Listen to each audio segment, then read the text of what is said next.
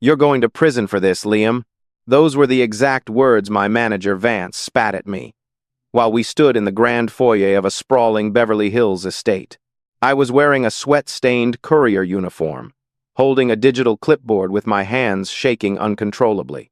Standing just a few feet away was Mrs. Evelyn, a well-known real estate billionaire, and in her hands was a velvet jewelry box. Except, there was no $2 million emerald necklace inside that box. Instead, resting on the plush white silk, was a dirty, jagged piece of driveway gravel. The silence in that massive room was suffocating, broken only by the sound of Vance dialing the police, and Marcus, my coworker, standing by the door with a sickening smirk on his face. They had me exactly where they wanted me. A desperate, broke delivery driver, caught red-handed with a swapped, multi-million-dollar package. But they forgot one very important detail about my past. A detail that was about to turn this entire setup completely upside down. Before I tell you how a simple blue ink pen saved my life and exposed a massive corporate lie, I need you to understand why I was in that uniform in the first place. I wasn't always a delivery guy. For almost 10 years, I was a senior quality assurance and risk management inspector for a major logistics firm. My entire career was built on finding microscopic flaws, tracking discrepancies, and ensuring absolute security in supply chains. I was the guy who noticed when a shipment weighed 2 ounces less than it should, but life throws curveballs when you least expect them. My wife passed away 3 years ago, leaving me to raise our little girl Mia, all by myself. Shortly after, Mia developed severe, chronic asthma. Her condition was entirely unpredictable, especially during the changing of the seasons. The medical bills started piling up faster than I could process them. The inhalers, the emergency room visits, the specialized nebulizer treatments, they completely drained my savings. My corporate job demanded 50 to 60 hours a week with constant travel, which meant I couldn't be there when Mia had a breathing attack at school. So, I made the only choice a father could make. I quit my prestigious QA job and took a position as a local express delivery driver. The pay was a fraction of what I used to make, but the hours were flexible, and I could always stay within a 10-mile radius of Mia's elementary school. Every single dollar I made went straight to her medical fund. I was exhausted. My back ached every night, and I barely slept. But when I heard Mia breathing easily, it was all worth it. Do you believe that honesty and integrity will always be the strongest shield protecting us from the traps and false accusations of bad people?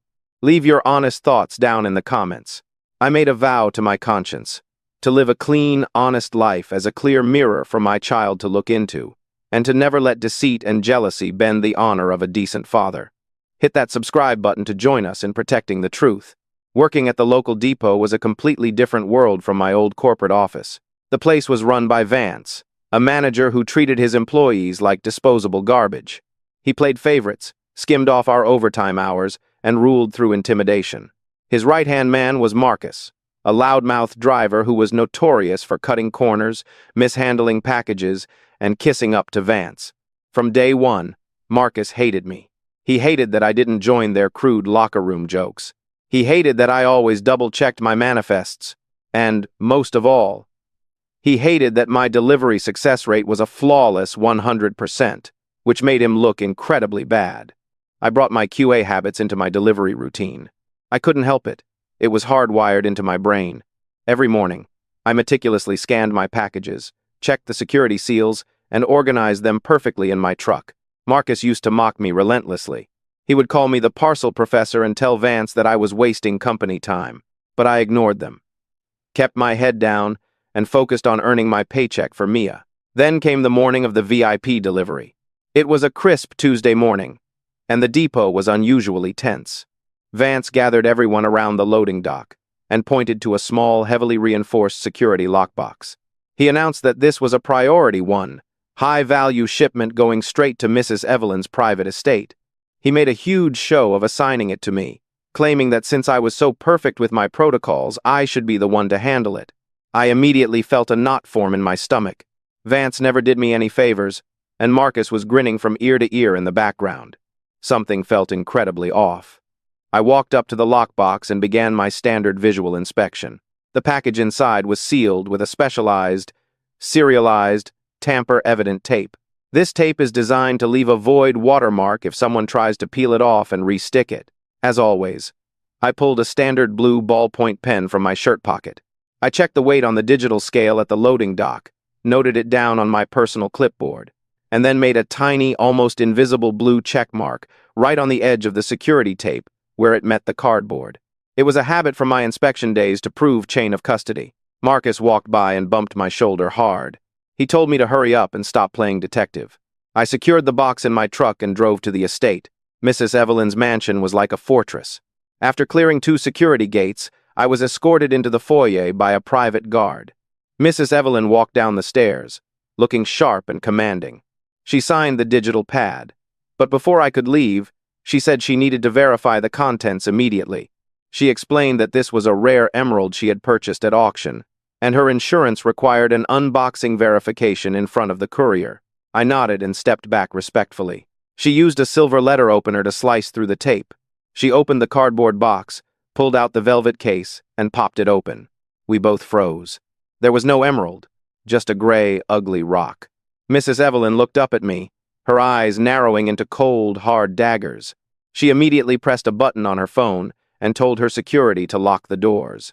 Within minutes, she had called the depot. Because the depot was only a few miles away, Vance and Marcus showed up incredibly fast. Too fast, honestly. They burst into the foyer, and before anyone could even start an investigation, Vance started pointing fingers. He told Mrs. Evelyn that I was a desperate man with a sick daughter. He told her I was drowning in medical debt, and that I was the only one who had access to the lockbox after it left the vault. Marcus chimed in, saying he saw me acting suspiciously by my truck that morning, lingering around the package. Vance pulled out his phone and loudly declared he was calling the police to have me arrested for grand larceny. My heart slammed against my ribs. If I went to jail, Mia would go into the foster system. Everything I had fought for was about to be destroyed by a cheap lie. I looked at Vance's sweating forehead, then at Marcus, who couldn't hide his triumphant smirk. I took a deep breath, forcing my racing heart to slow down. I wasn't just a delivery driver right now. I was a QA inspector. And a QA inspector deals in facts, not accusations. What lesson does this father's calm, polite way of resolving a false accusation with solid evidence teach you about surviving a toxic workplace? Drop a quick respectful comment below. May the powers above grant wisdom and protection to all honest workers, so they always triumph over the deceitful plots of the wicked. Hit subscribe to become a loving piece of our big family. I looked right at Mrs. Evelyn, completely ignoring the 2 men yelling behind me. "Ma'am, if I may speak," I said, my voice surprisingly steady.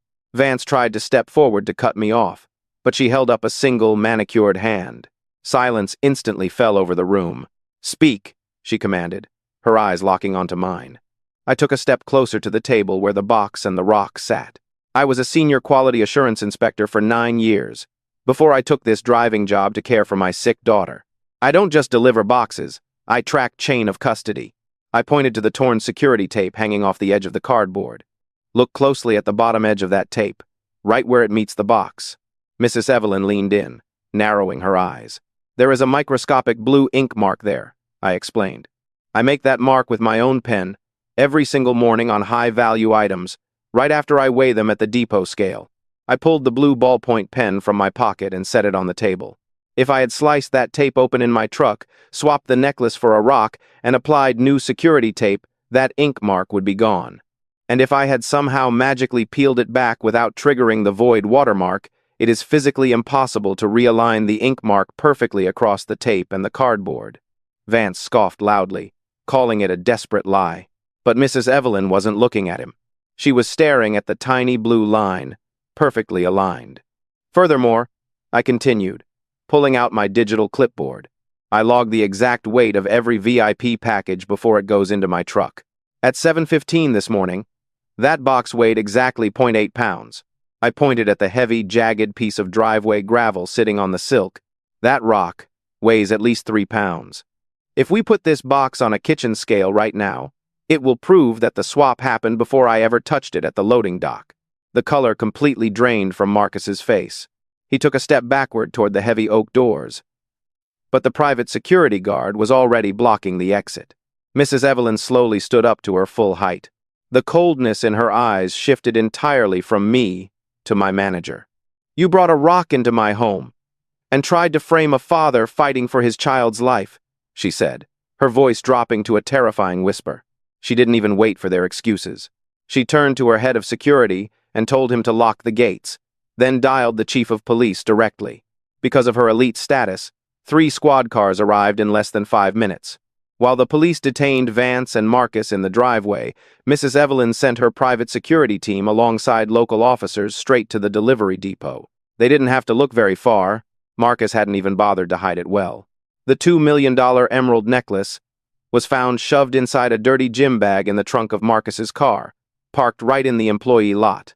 They had planned to let me take the fall, knowing I was financially desperate and the perfect scapegoat, while they fenced the jewel and split the money. Instead, they were both handcuffed, read their rights, and dragged into the back of a police cruiser. I stood in the foyer, my legs suddenly feeling like jelly as the adrenaline began to wear off. I realized I was out of a job. Vance was the manager, and with him gone and the depot under federal investigation, the place would be shut down for weeks. How was I going to pay for Mia's inhalers this month? Mrs. Evelyn walked back inside, holding the velvet box, which now contained the recovered brilliant green emerald. She walked right up to me and did something I never expected a billionaire to do. She apologized. "You have a brilliant mind for security, Liam," she said softly. "You were cornered, threatened with prison, and facing the loss of your child. Yet, you stayed perfectly calm, used your expertise, and dismantled their trap with pure facts." She closed the velvet box and handed it to her assistant. "My company ships hundreds of millions of dollars in rare assets every single year. I am currently looking for a new national director of logistics security." I just stared at her, completely stunned. "The starting salary is $250,000 a year," she continued, a warm smile finally breaking through her stoic face. "And it comes with a platinum health insurance plan that covers 100% of all pediatric respiratory care. I want you to build my security protocols your way." Tears immediately welled up in my eyes. I didn't have to worry about the changing seasons anymore. I didn't have to worry about Mia struggling to breathe in the middle of the night. I shook her hand, accepting the offer that completely changed the trajectory of our lives. That night, I sat by Mia's bed, listening to the steady, clear sound of her breathing as she slept. I realized something profound in the quiet darkness of her room. The world can be incredibly cruel, and toxic people will always try to build traps out of lies and deceit. But truth is a completely different kind of armor. When you do things the right way, even when no one is looking, and integrity becomes a foundation that no lie can ever shatter. The deceptive package was exposed to the light, and proud honesty won an incredibly sweet victory today. Please write a civilized, congratulatory message below to give us more motivation for this steady journey of our father and daughter life today.